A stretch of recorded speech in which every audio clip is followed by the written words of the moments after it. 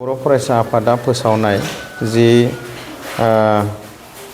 जोंनि जि सोलोंथाइ बे सोलोंथाइनि सायाव जि सांग्रांथि मेल लानांगौ बेखौ नोजोर बोनानै धेमाजि जिल्ला दुलाराय बर' फरायसा आफादाबो जोंनि जिल्लानि सिङाव थानाय मोनद' दखरा बे दखराफोराव दिनै खेबसेयैनो मोनद' दखरायावबो मोनफा मोनफायै जोङो जोंनि गुदि फरायसालिनि गेजेर फरायसालिनि फरायसुला फरायसुलिफोरखौ मुं थिसननाय बांहोनायनि थाखाय सोलोंथाइ सांग्रांथि मेल जों लादों।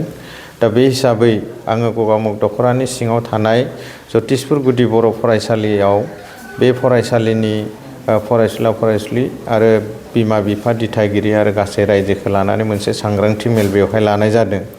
दा बे सांग्रांथि मेलाव बे गामिनि रायजो राजा बिमा बिफा दिथागिरि आरो बे फरायसालिनो गाहाय फोरोंगिरि मेडाम आरो लोगोसे बेवहाय जि सावराय मेल बे सावराय मेलाव जोंनि धेमाजि जिल्ला बर' थुनलाइ आफादनि मानाव गेदेर गाहाय नेहाथारि आरो बरदलनि प्राइमारि बर' थुनलाइ आफादनि मानाव गेदेर गाहाय नेहाथारि लोगोसे जोंनिनो जोंखौनो फोरोंबोनाय मोनसे समनि फोरोंगिरि आथिखालाव आजिरा मोनबाय नब कुमार ब्रह्म सार आरो गगामुग दखरानि गासै आफादगिरि नेहाथारिजों लोगोसे गासै दैदेनगिरि बिथांमोना बाहागो लादों। दा बेवहाय जोङो थारैनो जोंनि जि मुलुगखौनो सोलायनो हानाय जि जोङो सोलोंथाइ लानो गोनां बाथ्रा बा सोलोंथाइ लानांगौनि गोनांथि गुन गोनां सोलोंथाइ जे जोंनो नांगौ आरो बे गुन गोनां सोलोंथाइ लानानैसो जों साफा साफा जाफुंसार सुबुं एबा सुबुं सम्पद जानो हायो। बेखौनो जोङो गासै रायजो राजा आइ आफा बिदा फंबायमोननो जोङो फोरमायदों आरो दिनै बर' बिजों सोलोंथाइ लानानै जोंनि गेजेराव गोबां सुबुं सम्पद जोङो सोरजिनो हादों मोननो हादों। दा बेखौनो जोङो फोरमायदों जे जोंनि गुदि फरायसालियाव आथिखालाव फैनो गोनां जि इयुन जोलैफोर उन्दै उन्दै गथ' गथायफोरखौ जोंनि बिमा रावजोंनो जोंनि गुदि फरायसालियाव सोलोंथाइ होनांगौ बेखौनो जोङो फोसावदों। बर' थुनलाइ आफाद हिसाबै आरो दुलाराय बर' फरायसा आफाद हिसाबै जों खौसेयै ज' थालायनानै जोंनि आगुनि जि सुबुं सम्पद फोरोंगिरि दिथागिरि आरो बे गुदि फरायसालिनि गाहाय फोरोंगिरिखौ लानानै दिनै मोनसे मोजां सावराय मेल जादों सांग्रांथि मेल जादों।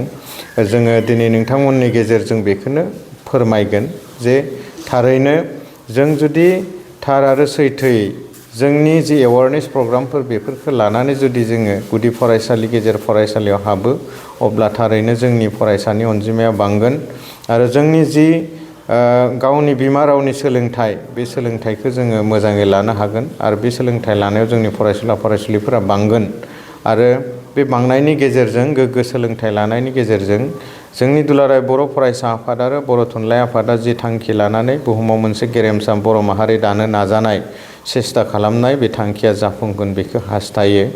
दा बे नोजोरजोंनो जोंबो धेमाजि जिल्लायाव मोनद' दखरायाव दिनै जागायजेनबाय जि जोंनि सोलोंथाइ सांग्रांथि मेल बेखौ।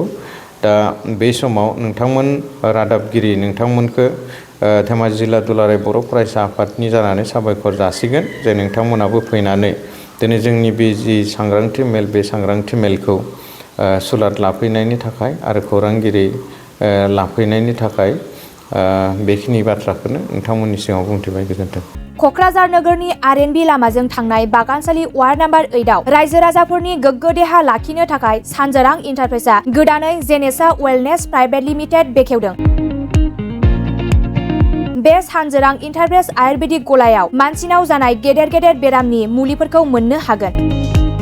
किडनिकआव अन्थाइ जानाय, आथिं आखाइ जरा जरा सानाय, लिभार गाज्रि जालांनाय, मोदोमनि माननाय आरो बेनि अनगायैबो बायदि बायदि गेदेर गेदेर बेरामफोरनि मुलिफोरखौ बे सानजोरां इन्टारप्राइजआव लांफैनो हागोन। सानजोरां इन्टारप्राइजआव गासै बेरामनि मुलिफोरखौ हलसेल राङावनो लांनो हागोन। सानजोरां इन्टारप्राइज बिगोमाया फोरमायबावनाय बायदिब्ला नैबे 9954157149 जानबुं नाम्बारनि गेजेरजों नोंथांनि गोनांथि जानाय मुलिफोरखौ सुलाद लानो हागोन।